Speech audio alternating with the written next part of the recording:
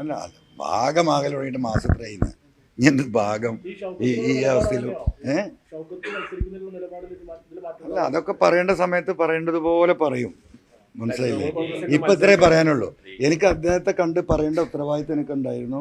അദ്ദേഹം തന്ന പിന്തുണയ്ക്ക് എന്നും നമ്മൾ കടപ്പെട്ടവരാണ്. ആ പാർട്ടിയും പ്രത്യേകിച്ച് തങ്ങൾ കുടുംബവും കുഞ്ഞാലിക്കുട്ടി സാഹിബും തുടക്കം മുതൽ വളരെ പോസിറ്റീവായിട്ടാണ് ഞാനെടുത്ത പൊളിറ്റിക്കൽ നിലപാടിനോട് പ്രതികരിച്ചിട്ടുള്ളത്. അതിൽ രാഷ്ട്രീയമുണ്ടെന്ന് തിരിച്ചറിഞ്ഞിട്ടുള്ള രാഷ്ട്രീയ പാർട്ടിയാണ്. ആ നിലക്ക് നമ്മളോട് സ്നേഹവും താല്പര്യവും പ്രകടിപ്പിക്കുന്ന ആ ഒരു വ്യക്തി എന്ന നിലക്ക് അതും കൂടെ ഉണ്ട്. പൊളിറ്റിക്കൽ ലീഡർ എന്ന് മാത്രമല്ല, നമ്മളൊരു വെൽവിഷർ എന്ന നിലക്ക് ആ പാർട്ടിയും ആ ലീഡർഷിപ്പും എടുത്ത നിലപാടിനോട് എന്തെങ്കിലും അഭിപ്രായ വ്യത്യാസം ഉണ്ടെങ്കിൽ ആ അഭിപ്രായ വ്യത്യാസം പറഞ്ഞ് അറിയിക്കേണ്ട ഒരു ഘടകകക്ഷിയാണല്ലോ എന്താണ് മുസ്ലിം ലീഗ്. ആ നിലക്ക് പറഞ്ഞാൽ അല്ല, കുഞ്ഞാലിക്കുട്ടി സാഹിബ് എന്നും പോസിറ്റീവാണല്ലോ, ഇപ്പോഴും പോസിറ്റീവ് തന്നെയാണ്. അദ്ദേഹത്തിന് രാഷ്ട്രീയം അറിയല്ലോ. അദ്ദേഹം രാഷ്ട്രീയത്തിനെ കുറിച്ച് കൃത്യമായി ഗണിക്കുകയും മനസ്സിലാക്കുകയും ചെയ്യുന്ന ആളാണ്. അത് അദ്ദേഹം ഉൾക്കൊണ്ടിട്ടുണ്ടാവും. അല്ല അതൊക്കെ നമുക്ക് പിന്നെ പറയാന്ന്. നിങ്ങൾ ഉദ്ദേശിക്കുന്ന ഒരു ആൻസർ ഇപ്പം എൻ്റെ കയ്യിൽ നിന്ന് കിട്ടില്ല.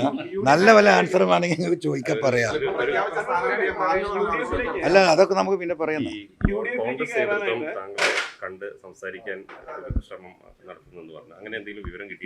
എനിക്കതിനെ പറ്റി വിവരമൊന്നുമില്ല. അല്ല കോൺഗ്രസ്സുകാർ പലരും എന്നുമായിട്ട് വ്യക്തിപരമായി ബന്ധപ്പെടേണ്ടവർ ബന്ധപ്പെടണ്ടേ.